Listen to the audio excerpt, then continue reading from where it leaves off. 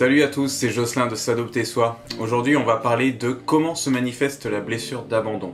Je parle de blessure d'abandon puisque la blessure d'abandon peut survenir chez les adoptés quand ils ont été adoptés tardivement. Vous savez, la blessure d'adoption, c'est pas pareil. Il y a des notions comme la régulation des émotions, le reflet génétique. La blessure d'abandon, c'est quelque chose qui peut être commun à l'être humain. Et quand par exemple il y a des adoptions tardives à l'âge de 7 ans par exemple où l'adopté a été avec sa mère pendant 5-6 ans, bon là on parle de blessure d'abandon. Comment elle se manifeste? Pourquoi elle se manifeste déjà? C'est l'enfant intérieur. Ce que j'appelle l'enfant intérieur, c'est ça regroupe toutes les facettes subconscientes, c'est-à-dire les parts de nous qui sont restées bloquées dans le passé, dans l'émotionnel, dans le traumatisme qui a été vécu.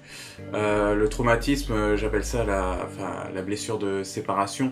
Donc c'est le moment où l'enfant est séparé de sa mère, où là il va développer toutes ses croyances inconscientes ou subconscientes sur le fait que s'il est abandonné, c'est parce qu'il est mauvais, si on l'a laissé, c'est parce qu'il y a quelque chose qui tourne pas rond chez lui.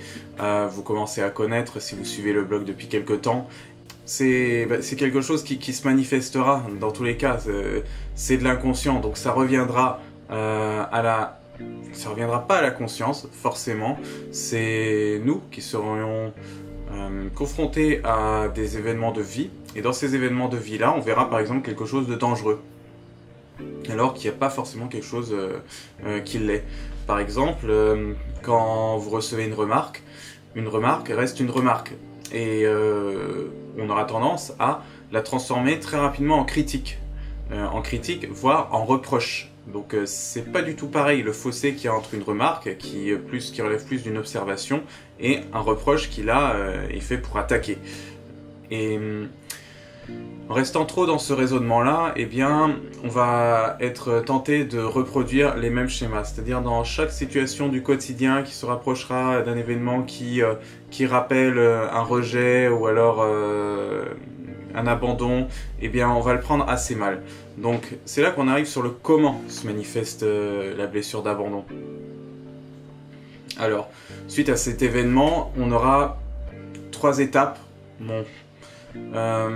Ou alors même avant, il y a l'anticipation. Donc on va anticiper l'événement, un petit peu comme un phobique, quelqu'un qui est phobique des pigeons, et puis il va organiser son trajet le matin en fonction de là où il n'y a pas de pigeons, et voilà quoi. Il organise une partie de sa vie autour de sa phobie. Donc là c'est un peu ça aussi. On anticipe le rejet ou l'abandon. Mais l'anticiper, ça n'aide pas forcément, puisque quand on tombe sur la situation, c'est souvent par surprise, et on est face à une surintensité des émotions. On va ressentir quelque chose qu'une personne lambda aurait ressenti, mais au centuple. C'est pour ça que je dis que nous ne sommes pas forcément différents des autres êtres humains, puisque nous ressentons tous les mêmes choses, quasiment. C'est juste que l'intensité est différente. C'est vraiment, la question de comment on le ressent, surtout quand on n'a pas eu vraiment la régulation des émotions, quand on était jeune, quand on était enfant. Donc on se laisse souvent déborder. Après la surintensité des émotions, vient l'impuissance. C'est-à-dire, on a explosé, ou alors on a ressenti des choses beaucoup trop fortes, on n'a pas agi comme on aurait aimé agir, on n'a pas été comme on aurait aimé être, et on peut se culpabiliser vis-à-vis de ça, on peut se rejeter, ou on peut se dire je suis nul encore une fois, j'ai raté mon truc, je finirai seul, ou des trucs un peu violents, comme ça, sur nous-mêmes. Alors, ça peut apparaître dans plusieurs situations, comme je vous dis.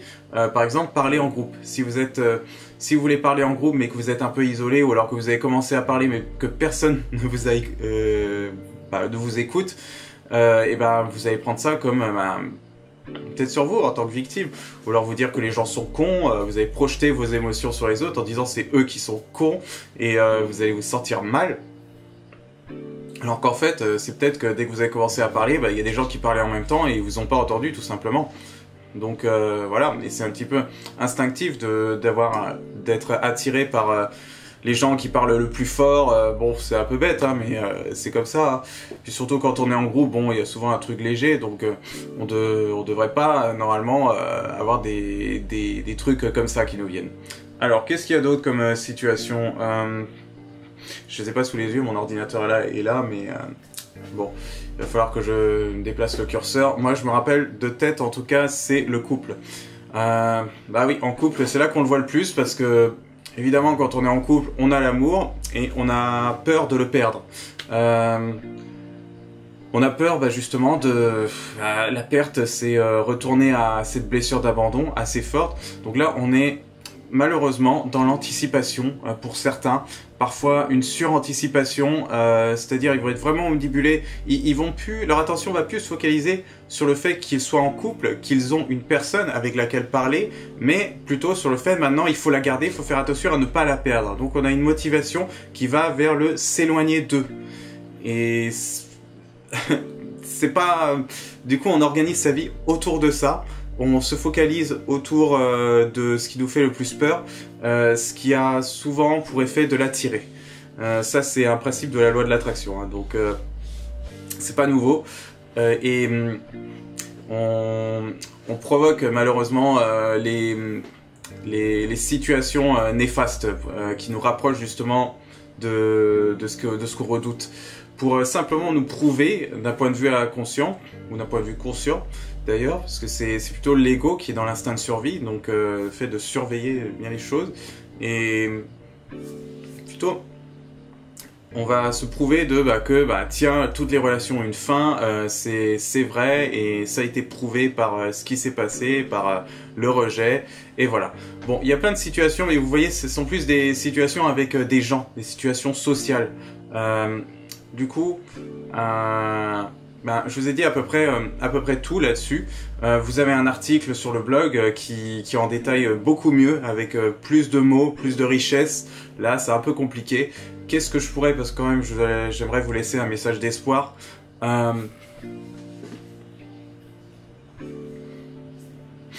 Déjà,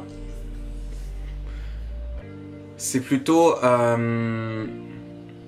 pas mal de savoir ça, de savoir que c'est un enfant intérieur qui agit. L'événement que l'on vit actuellement n'a rien à voir avec ce qui est réellement là, maintenant. C'est des émotions qui remontent, qui réagissent par rapport à cet événement. Si on peut justement communiquer avec ces émotions et conscientiser le fait que ce n'est pas à cause de la personne, mais à cause de quelque chose qu'on a en nous, déjà, ça c'est un grand pas. Ça nous permet de clarifier, de pouvoir prendre un recul sur les choses et déjà il y a une certaine notion de contrôle qu'on récupère, même si bon, on sait que c'est pas bon de vouloir surcontrôler parce qu'on ne contrôle pas les événements de l'extérieur, on ne contrôle que ce qui est à l'intérieur et nos émotions sont justement des choses intérieures. Donc si on a cette conscience-là, c'est déjà un très bon début. Et en fait c'est ça le message principal à retirer pour le moment. Je vous en donnerai d'autres dans les autres articles, les autres vidéos. J'en donne beaucoup durant les séances d'écoute que j'organise, les séances de 45 minutes où là je donne tout mon savoir, enfin justement où je peux développer encore plus et personnaliser par rapport à la personne.